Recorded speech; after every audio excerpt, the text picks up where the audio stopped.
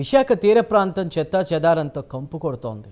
Appughar, Vasavanipalem, RK beach, Bheemili తీర ప్రాంతాల్లో ఎక్కడ చూసినా ప్లాస్టిక్ వ్యర్థాలే దర్శనమిస్తున్నాయి. స్వచ్ఛంద సంస్థలు కొన్ని అప్పుడప్పుడు క్లీన్ చేస్తున్నా ప్రభుత్వం మాత్రం పట్టించుకోవడం లేదు. అధికారులు వెంటనే స్పందించి ప్లాస్టిక్ వ్యర్థాలు తొలగించాలని కోరుతున్నారు.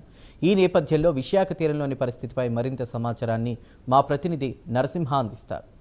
విశాఖకు మణిహారంగా నిలిచినటువంటి ఆర్కే బీచ్ పర్యాటకులకు ఎంతో కనువిందు చేస్తుంది. అయితే ఒకవైపు ప్లాస్టిక్ వ్యర్థాలతో కూడా ఈ తరహా కిలోమీటర్ల మేర విశాఖ ఆర్కే బీచ్, అప్పగరు తదితర ప్రాంతాల్లో ఉన్నటువంటి ఈ యొక్క బీచ్లోని ప్లాస్టిక్ వ్యర్థాలు కిలోమీటర్ల మేర స్తంభించడంతో కూడా అధికారులు కూడా ఏమాత్రమూ స్పందించకపోవడం గమనార్హం. చూసుకుంటే కిలోమీటర్ల మేర ఇక్కడ అప్పుగరు తదితర ప్రాంతాలు ఇక్కడ చూసుకుంటే కిలోమీటర్ల మేర ఏదైతే ప్లాస్టిక్ వ్యర్థాలు చూసుకుంటే ఆర్కే బీచ్లో తేలియాడుతున్న దృశ్యం మనం చూసుకోవచ్చు, విజువల్ రూపంలో చూడొచ్చు.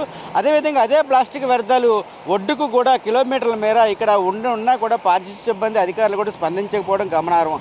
అదే కానీ చూసుకుంటే ఇదే తరహాలోని ఈ తరహా ప్లాస్టిక్ వ్యర్థాలు విశాఖ బీచ్లోని ఇది విధంగా ఉండడం పట్ల కూడా అటు మత్స్య సంపదకు కూడా తీవ్ర నష్టం దాల్చిందని కూడా అప్పటికే పలువురు చెప్తున్న ఆవేదన వ్యక్తం చేస్తున్న పరిస్థితి నెలకొంది. అదేవిధంగా చూసుకుంటే అధికారులు ఇప్పటికే పలు ప్రాంతాల్లో కూడా ఈ తరహా అవగాహన కార్యక్రమాలు చెప్పినా కూడా ప్రజల్లో కూడా ఏమాత్రం మార్పు రావట్లేదు. కూడా ఒకవైపు కూడా అధికారులు కూడా చెప్తున్న పరిస్థితి అయితే నెలకొంది. ఏదేమైనా కూడా ఎప్పటికప్పుడు పారిశుధ్యాన్ని నివృత్తి చేయకుండా కూడా ఎప్పటికప్పుడు శుభ్రపరచకుండా ఈ తరహా కిలోమీటర్ల మేర ఈ తరహా ప్లాస్టిక్ వ్యర్థాలు బీచ్ పరిసర ప్రాంతాలలోని ఈ తరహా ఉండడం పట్ల కూడా అటు పర్యాటకులు కూడా ఆవేదన వ్యక్తం చేస్తున్న పరిస్థితి అయితే నెలకొంది. అదేవిధంగా చూసుకుంటే ఇప్పుడు ఇదే ప్రాంతంలో ఆర్కే బీచ్లో చూస్తూనే ఉన్నాము. కిలోమీటర్ల మేర ఏదైతే ప్లాస్టిక్ వ్యర్థాలు చూసుకుంటే ప్లాస్టిక్ వ్యర్థాలు కూడా బీచ్లోని వాటర్లో కూడా తేలియాడుతున్న దృశ్యాలు కూడా మనం చూస్తున్న పరిస్థితి అయితే నెలకొంది.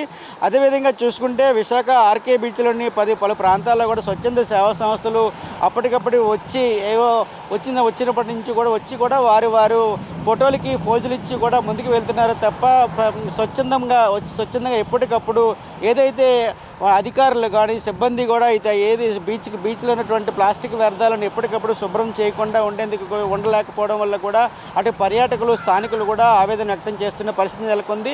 అయితే ఇదే తరహాలోని కిలోమీటర్ల మేర ఏదైతే ప్లాస్టిక్ వ్యర్థాలు ఉండడం వల్ల కూడా అటు స్థానికులు అటు చూసుకుంటే ఏదైతే మత్స్య సంపద కూడా దెబ్బతినే పరిస్థితి అయితే ఉందని పరిస్థితి కూడా నెలకొంది. ఏదేమైనా కూడా ఇటువంటి పరిస్థితులు ఎప్పటికప్పుడు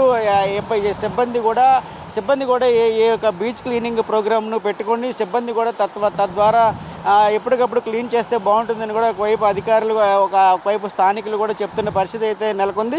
ఏదేమైనా కూడా ఇలా చూసుకుంటే ఆర్కే బీచ్, రుషికొండ, భీమిలి ప్రాంతాలలో కూడా ఇప్పటికే మెకానికల్ బీచ్ క్లీనింగ్ మిషన్లను పెట్టాలని కూడా అప్పుడు కూడా ప్రణాళిక అధికారులు అయితే సూచించారు.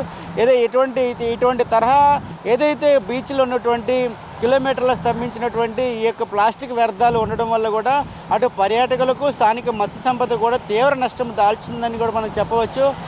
ఈ రోజువారీ విధి విధానాల్లో కూడా అటు పారిశుద్ధ్య సిబ్బంది, బీచ్ క్లీనింగ్ సిబ్బంది కూడా ఎప్పటికప్పుడు శుభ్రపరిస్తే ఈ యొక్క పర్యాటక రంగానికి చూసి వచ్చే వారు కూడా ఎంతో కనువిందు చేస్తుందని కూడా ఒకవైపు అయితే చెప్పవచ్చు. ఏదేమైనా ఈ తరహా భిన్న వాతావరణం రీత్యా విశాఖ బీచ్ పరిసర ప్రాంతాల్లో ప్లాస్టిక్ వ్యర్థాలు గాలిలో ఏదైతే నీటిలో తేలియాడుతున్న ప్లాస్టిక్ వ్యర్థాలు ఎప్పటికప్పుడు శుభ్రపరిస్తే బాగుంటుందని కూడా అటు పర్యాటకులు అయితే చెప్తున్న పరిస్థితి అయితే నెలకొందని చెప్పవచ్చు. కెమెరామెన్ సుధాకర్.